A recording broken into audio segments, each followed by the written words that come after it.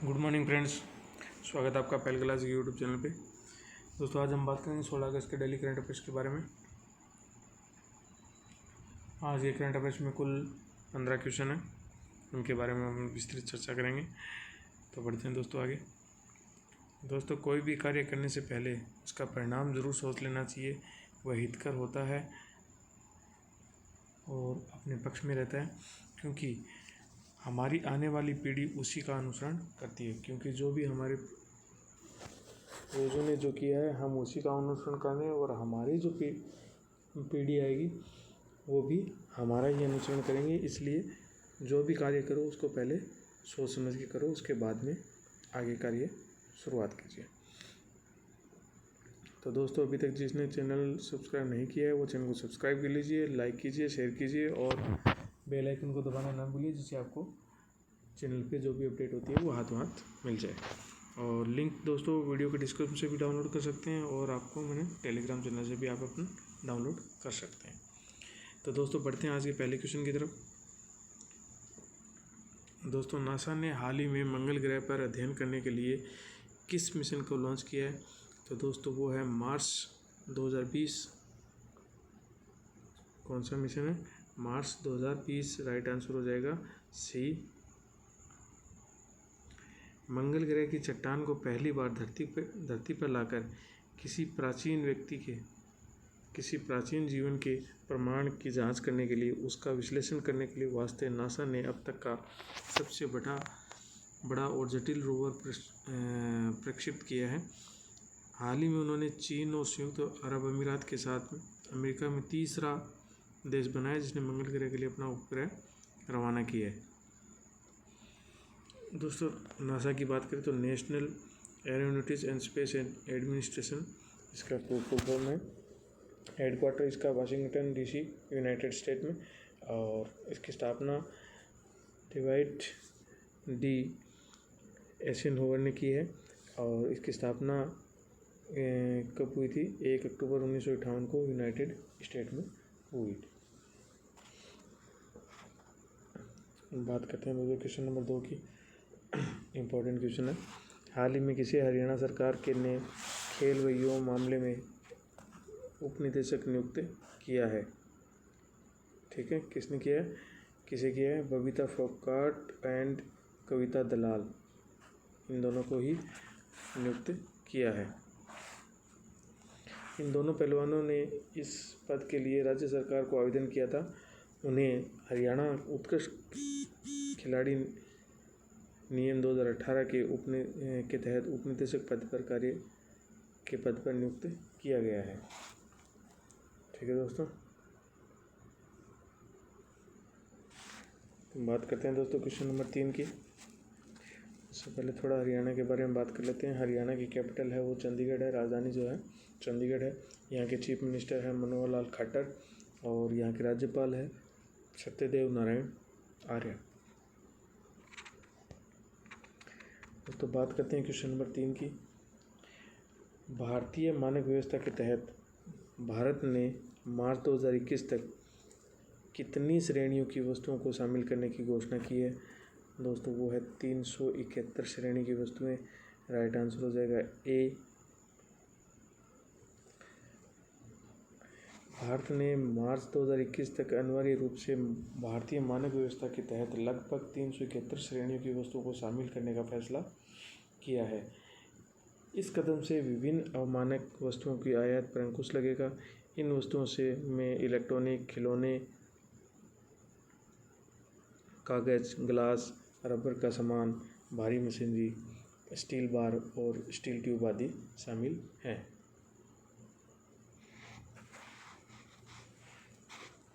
बढ़ते हैं दोस्तों क्वेश्चन नंबर 4 पे। हाल ही में किस डिजिटल वॉलेट कंपनी ने एम-पे नामक एक नई यूपीआई लिंक सेवा शुरू की है, जो यूजर्स को किसी भी यूपीआई पेमेंट से पैसे भेजने के लिए और प्राप्त करने के लिए सक्षम बनाएगी?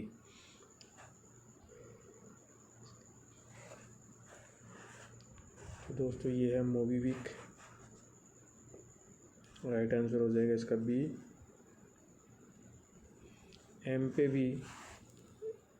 एम पे मी का इस्तेमाल कर बनाया गया है। सिंगल लिंक पैसे भेजने के और प्राप्त करने के लिए कहीं भी साझा किया जा सकता है, जो भी मोबाइल के साथ साथ डेस्कटॉप पर भी काम करेगा।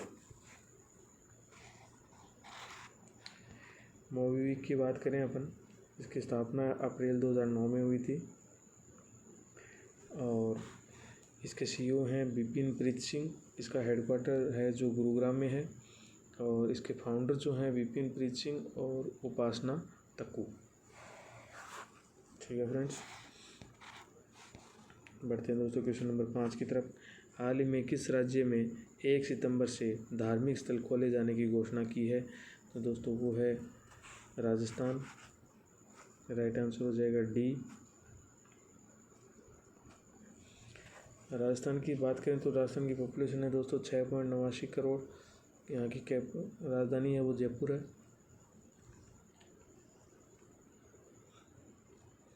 और यहाँ के गवर्नर हैं वो हैं कलराज मिश्र और चीफ मिनिस्टर हैं अशोक गहलोत। अशोक गहलोत ने निर्देश दिया है कि सभी जिलाधिकारियों को सामाजिक दूरी के समेत अन्य नियमों का पालन करते हुए धार्मिक स्थलों को खोले जाने की अभी से तैयारी शुरू कर देवें।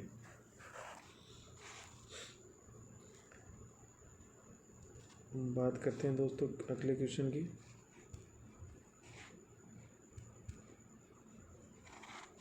क्वेश्चन नंबर 6, मानव तस्करी के खिलाफ विश्व दिवस किस तिथि को मनाया जाता है? तो दोस्तों वो है 30 जुलाई को। कब मनाया जाता है? 30 जुलाई को। राइट आंसर हो जाएगा सी। इस वर्ष UNODC द्वारा मानव तस्करी के विरुद्ध विश्व दिवस की theme committed to the case working on the front line to end human trafficking रखी गई है। तो ये इम्पोर्टेंट है दोस्तों कि थीम क्या रखी गई है और एग्ज़ाम के हिसाब से भी इम्पोर्टेंट है। SSC बैंक PO और दिल्ली पुलिस के लिए बहुत इम्पोर्टेंट क्वेश्चन होने वाला है। हाल ही में अनिल मुरली का निधन हो गया, वह थे दोस्तों वो थे एक मलयालम अभिनेता। राइट आंसर हो जाएगा डी। बात करते हैं दोस्तों क्वेश्चन नंबर 8 की। हाल ही में किस इंश्योरेंस कंपनी ने किसानों के लिए अपनी उपज सुरक्षा और वित्तीय सुरक्षा के बारे में प्रोत्साहित करने के लिए महाराष्ट्र और कर्नाटक में बहुत ज़रूरी है नामक फसल बीमा अभियान शुरू किया है? तो दोस्तों वो है भारतीय एक्सा जनरल इंश्योरेंस। कौन सी है? भारतीय AXA general insurance. Right answer हो जाएगा डी।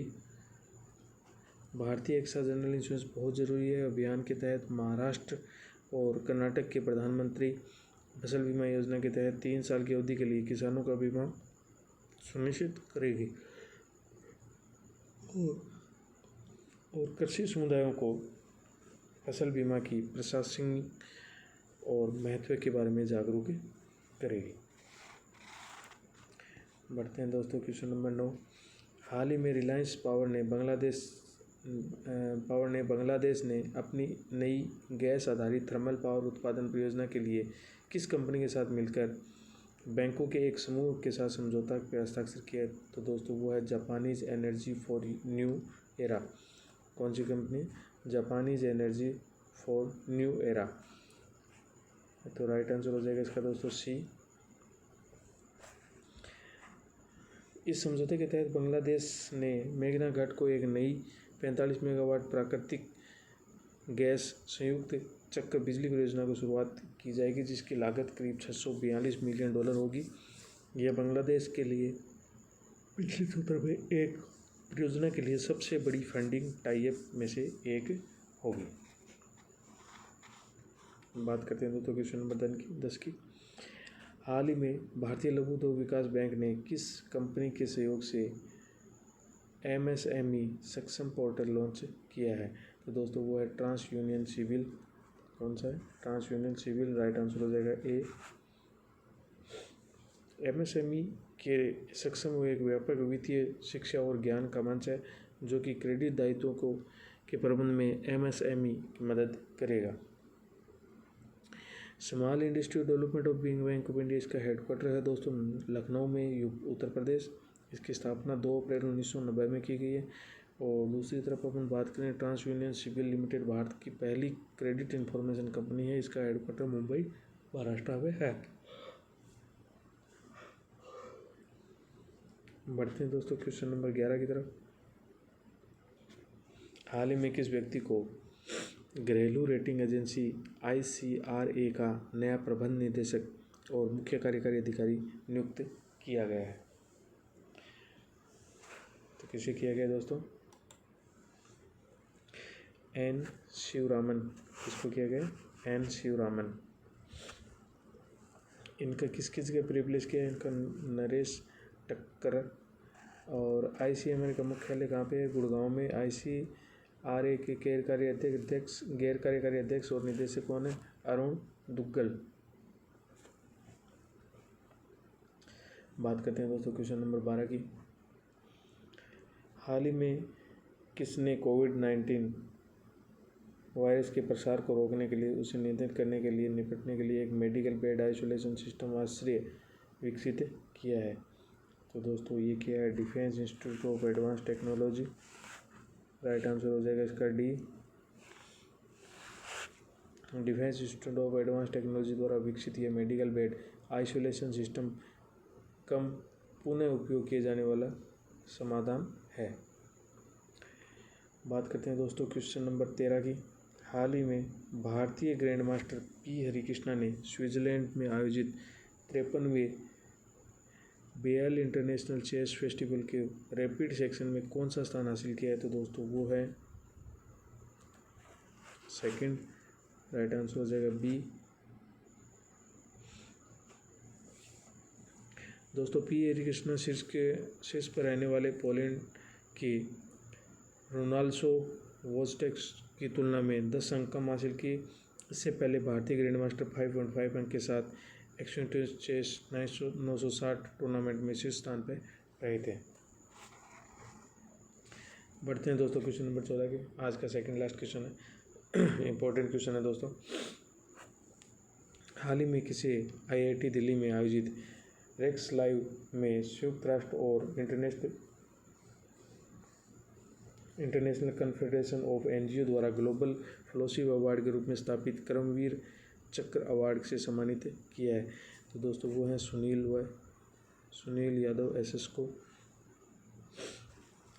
SS मोटिवेशन के संस्थापक सुनील अपने टेलीग्राम चैनल पर SS मोटिवेशन के माध्यम से समाज के लिए अथक योगदान दिया है, जिसके लिए उन्हें पुरस्कार दिया है।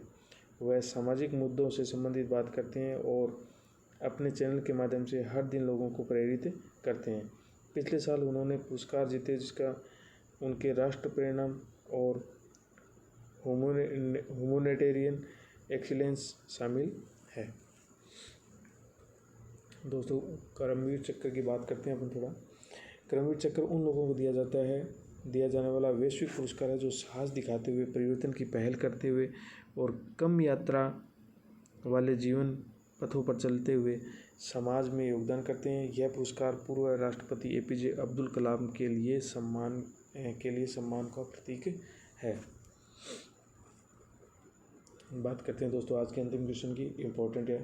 हाल ही में पावर नेशन कॉरपोरेशन ने किस भारतीय प्रौद्योगिकी संस्थान के साथ स्मार्ट ग्रिड टेक्नोलॉजी में प्रशिक्षण, अनुसंधान और उद्यमिता विकास के लिए एक समझौते पर हस्ताक्षर किए हैं? तो दोस्तों वो है IIT कानपुर। इस समझौते के तहत पावर फाइनेंस कॉरपोरेशन PFC और IIT कानपुर को 2,38,97,000 रुपये की वित्तीय सहायता प्रदान करेगा। परियोजना के हिस्से के रूप में IIT K19 प्रतिभागियों को स्मार्ट ग्रिड तकनीक और प्रशिक्षण प्रदान करेगा, जो 9 चयनित उम्मीदवारों को फेलोशिप प्रदान करेगा, जिन्हें IIT कानपुर के स्टार्टअप इनोवेशन और इनक्यूबेशन सेंटर द्वारा सहायता प्रदान की जाएगी और उद्यमशीलता की गतिविधियां में हिस्सा लेने के लिए प्रोत्साहित भी किया जाएगा।